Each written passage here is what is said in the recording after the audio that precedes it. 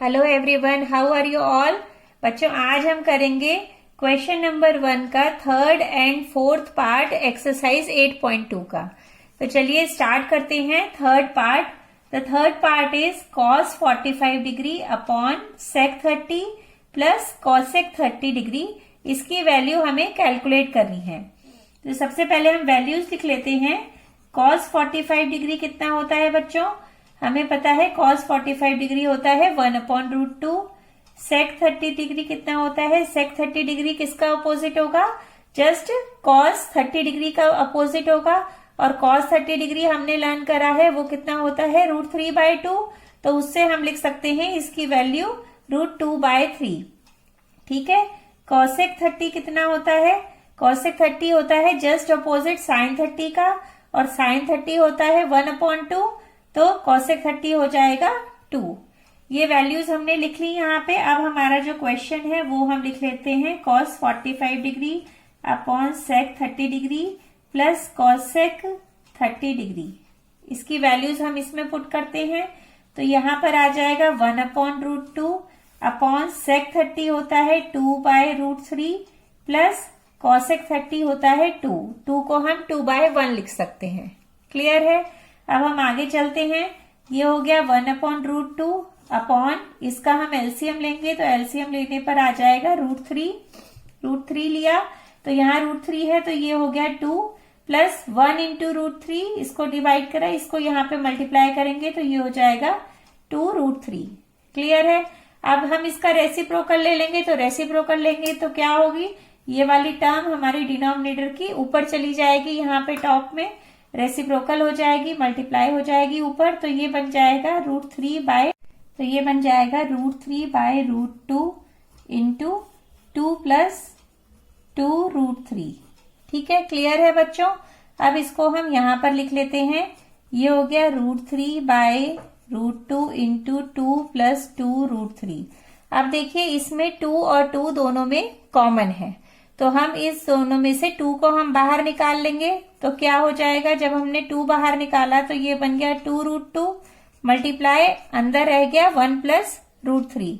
ये step clear हुआ। अब ये हमारा आंसर नहीं होगा, क्योंकि हम कभी भी इरेशनल में डिनोमिनेटर में नहीं छोड़ते हैं। मतलब रूट में हम कभी भी डिनोमिनेटर में नहीं छोड़ेंगे अपना आंसर, हम उसको रैशनलाइज करते हैं। अब रैशनलाइजेशन क्या होता है मैं आपको मेथड बताती हूँ। जैसे आपके पास है 1/√a प्लस 1/√b, ये वैल्यू है। तो रैशनलाइजेशन के लिए हम इसी में रूट एज इट इज लगा के यहाँ प्लस की जगह पे माइनस साइन लगाकर हम ऊपर नीचे मल्टीप्लाई कर देंगे, तो कोई भी आपका डिफरेंस नहीं आएगा। हमारे क्वेश्चन में हमने ये करा, यहाँ पे इसमें माइनस लगा दिया, नीचे हो गया √a plus √b multiply √a minus √b। अगर हम ये कर दें तो हमारा जो एज इट इज क्वेश्चन है वो एज इट इज ही रहा, और इसको जब हम सॉल्व कर देंगे तो ये क्या बन जाएगा? √a माइनस √b अपॉन, इसको इससे मल्टीप्लाई करेंगे a² माइनस b² फॉर्मूले से, तो ये बन जाएगा a माइनस b, क्योंकि √a का होल स्क्वायर होता है a और √b का होल स्क्वायर होता है b। क्लियर है। तो डिनोमिनेटर में से आपका रूट की वैल्यूज हट जाएंगी। तो इसी तरह से हम इसको भी रैशनलाइज करेंगे। तो देखते हैं किस तरह से करेंगे। हम ये वैल्यू यहां लिख लेते हैं। ये है √3 अपॉन 2√2 इंटू 1 प्लस √3। अब रैशनलाइजेशन के लिए हम इसका जो नेगेटिव वैल्यू है उससे ऊपर नीचे मल्टीप्लाई करते हैं। तो हमें मिलेगा 2√2 into 1 plus √3 multiply by 1 minus √3 into 1 minus √3। ठीक है, कर सकते हैं हम। अब हम यहाँ पर इसको अंदर मल्टीप्लाई कर देंगे, ये मिल जाएगा √3, और जब √3 से √3 मल्टीप्लाई होगा तो बन जाएगा 3। डिनोमिनेटर में हो गया 2√2 मल्टीप्लाई। अब इसको किस फॉर्मूले से करेंगे? जो हमारी आइडेंटिटी होती है a minus B into a plus B होता है a² माइनस b²। तो ये आइडेंटिटी यूज करी तो ये हो गया 1² माइनस √3 का होल स्क्वायर। ये आ गया हमारे पास। ये हो गया √3 माइनस 3 अपॉन 2√2 इंटू 1 माइनस 3। क्योंकि √3 का जो होल स्क्वायर हो जाएगा वो होगा 3। ये आ गया √3 माइनस 3 अपॉन 2√2 इंटू -2। ठीक है बच्चों, अब माइनस डिनोमिनेटर में नहीं छोड़ेंगे तो हम ऊपर से माइनस कॉमन ले लेते हैं। ये बचा इसमें आ गया माइनस कॉमन लेने पर 3 माइनस √3 अपॉन ये माइनस था -2 इंटू 2 4√2। माइनस से माइनस कैंसिल हो गया है। अभी देखिए डिनोमिनेटर में हमारे पास एक √2 और बचा है और हमने बोला है कि रूट में हम नीचे नहीं छोड़ेंगे आंसर, तो हम एक और √2 से ऊपर नीचे अगर हम मल्टीप्लाई कर देते हैं तो हमारा ये रैशनलाइज हो जाएगा। तो चलिए करते हैं। ये हो गया 3 माइनस √3 इंटू √2 अपॉन 4√2 इंटू √2। कोई चेंज नहीं आया क्योंकि ये कट होके वापस यही वैल्यू बन जाएगी, तो हम इसे लिख सकते हैं। अब अगर इसे हम अंदर मल्टीप्लाई करते हैं, ये हो जाएगा 3√2 माइनस √3 इंटू √2। ये क्या होगा बच्चों, जब भी हम किसी रूट की वैल्यू को इस तरह से मल्टीप्लाई करते हैं √a इंटू √b, तो ये बन जाता है √a इंटू b। क्लियर है? तो ये बन जाएगा 3 इंटू 2 से √6 अपॉन 4 इंटू √2 इंटू √2 2 हो जाएगा और 2 से ये बन जाएगा 8 हमारा माइनस √6 अपॉन 8। तो ये हमारा आंसर है। क्लियर है आपको ये क्वेश्चन? ये समझ में आ गया? अब हम चलते हैं अपने नेक्स्ट क्वेश्चन की तरफ, फोर्थ पार्ट फर्स्ट क्वेश्चन का। देखिए फर्स्ट क्वेश्चन का फोर्थ पार्ट क्या था, हम नोट डाउन कर लेते हैं। नोट डाउन, ये था question fourth part, sine 30 degree plus tan 45 degree minus cosec 60 degree upon sec 30 degree plus cos 60 degree, ये हमारा क्वेश्चन था, प्लस कॉट 45 डिग्री। ठीक है, तो ये क्वेश्चन हमने यहाँ नोट डाउन कर लिया है। अब हम इसे सॉल्व करना स्टार्ट करते हैं। साइन 30 होता है 1/2, ये हमें पता है।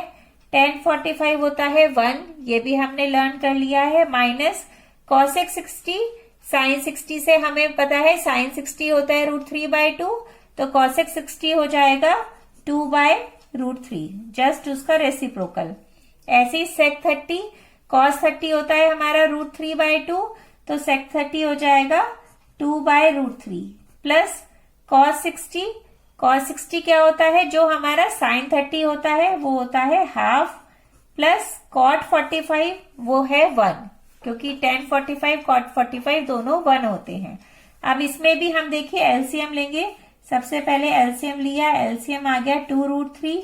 इसको हमने सॉल्व किया तो 2 यहाँ पर है तो √3 से मल्टीप्लाई होगा ऊपर, प्लस ये है 1/1। यहाँ पे 1 है तो इन दोनों वैल्यू से ऊपर मल्टीप्लाई होगा, ये आ गया 2√3 माइनस √3 यहाँ पे है तो 2 से ऊपर मल्टीप्लाई होगा, ये हो गया -4 अपॉन ये है 2√3।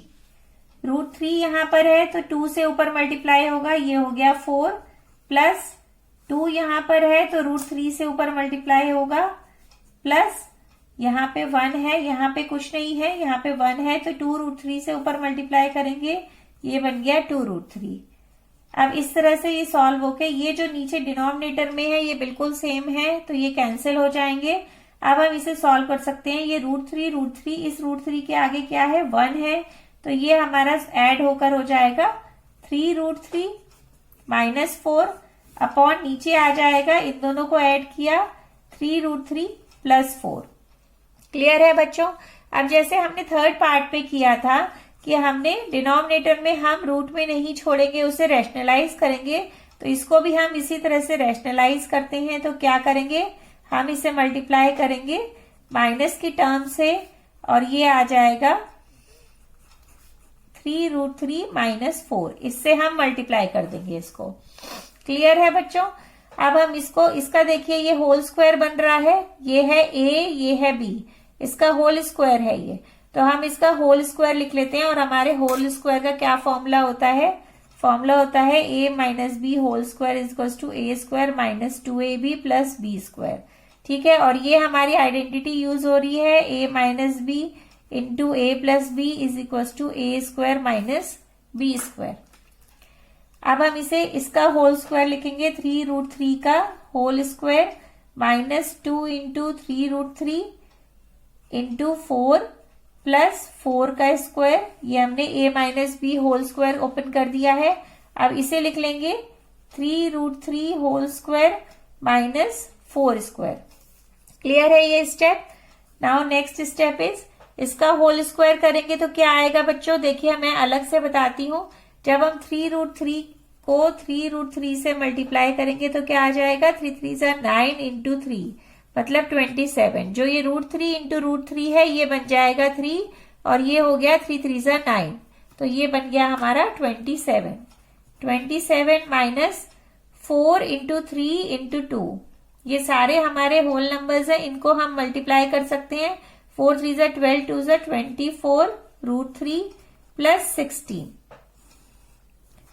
अब ये आ जाएगा सॉल्व होके √3 अभी हमने सॉल्व किया है 27 माइनस 16। क्लियर है। अब हम आगे चलते हैं, आगे लिखेंगे तो क्या मिलेगा हमें यहाँ पे, इसके आगे 27 को में 16 हम ऐड करेंगे तो क्या मिलेगा, 43 माइनस 24 √3 अपॉन इसमें से इसे माइनस किया तो ये आ गया 11। तो ये बच्चों हमारा आंसर है। डिनोमिनेटर में ना तो कोई नेगेटिव वैल्यू है और ना ही रूट में कोई वैल्यू है, तो ये हमारा फाइनल वाला आंसर है फोर्थ पार्ट का। आई थिंक आपको ये क्वेश्चंस दोनों पार्ट क्लियर हो गए होंगे। अगर आपको कोई भी कंफ्यूजन है या कोई भी प्रॉब्लम है तो आप कमेंट बॉक्स में जरूर लिखिए और please like share and subscribe जरूर करिए। तो मिलते हैं नेक्स्ट वीडियो में इसके 5th पार्ट के साथ। Thank you so much.